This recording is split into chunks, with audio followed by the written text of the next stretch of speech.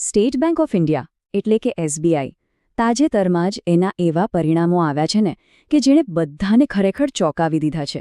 તો ચાલો આપણે આજે એ જ સમજીએ કે આ રેકોર્ડ બ્રેકિંગ ક્વાર્ટર પાછળની આખી કહાની શું છે. જો આપણે જ્યારે કહીએ છીએ કે ભાઈ દેશની સૌથી મોટી બેંકે રેકોર્ડ તોડી નાખ્યો તો એનો ખરેખર મતલબ શું થાય? આ આંકડા એ કેટલા મોટા હોય છે? તો આ રહ્યો એ આંકડો 21,028 કરોડ રૂપિયા. જી હા, 21,028 કરોડ. આ એસબીઆઈના ઇતિહાસમાં કોઈ એક ક્વાર્ટરનો અત્યાર સુધીનો સૌથી વધારે નફો છે. અને વાત ખાલી મોટા આંકડાની નથી. ગયા વર્ષે આ જ સમયગાળામાં જે નફો થયો હતો ને એની સરખામણીમાં આ વખતે લગભગ 24.5%, એટલે કે ઓલમોસ્ટ 25%નો જંગી ઉછાળો છે. હવે જેવા સમાચાર બહાર આવ્યા, માર્કેટે પણ જબરજસ્ત રિસ્પોન્સ આપ્યો.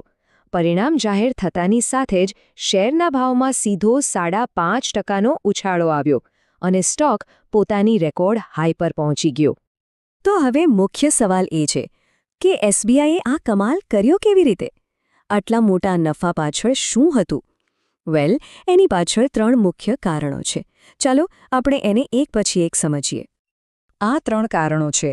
પહેલું, મજબૂત મુખ્ય આવક. બીજું, સારી એસેટ ક્વોલિટી. અને ત્રીજું, એક વન ટાઈમ ડિવિડન્ડ. ચાલો હવે જોઈએ કે આ દરેકે કેવી રીતે ભૂમિકા ભજવી.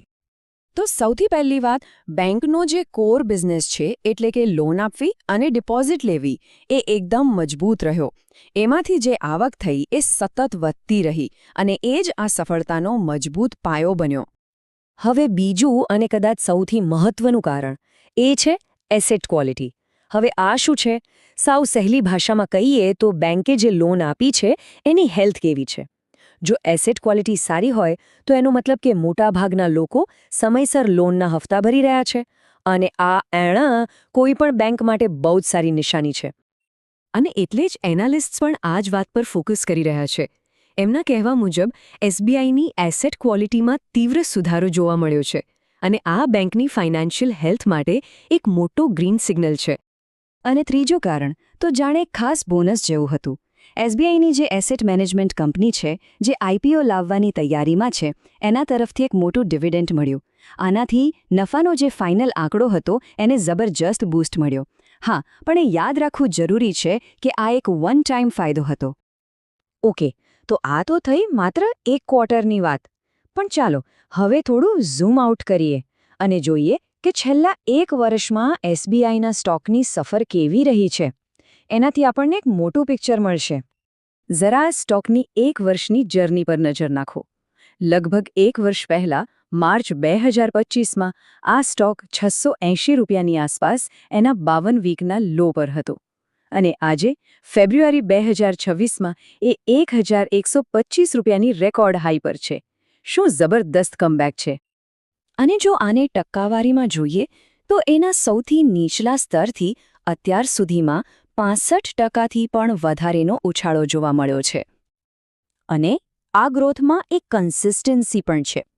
જુઓ, છેલ્લા એક મહિનામાં 7%નું રિટર્ન, 3 મહિનામાં 12% અને આખા વર્ષની વાત કરીએ તો 44%નો વધારો. આ બતાવે છે કે મોમેન્ટમ સતત બન્યું રહ્યું છે. તો આ બધા આંકડા જોયા પછી આ બધી વાતોનો મતલબ શું કાઢવો?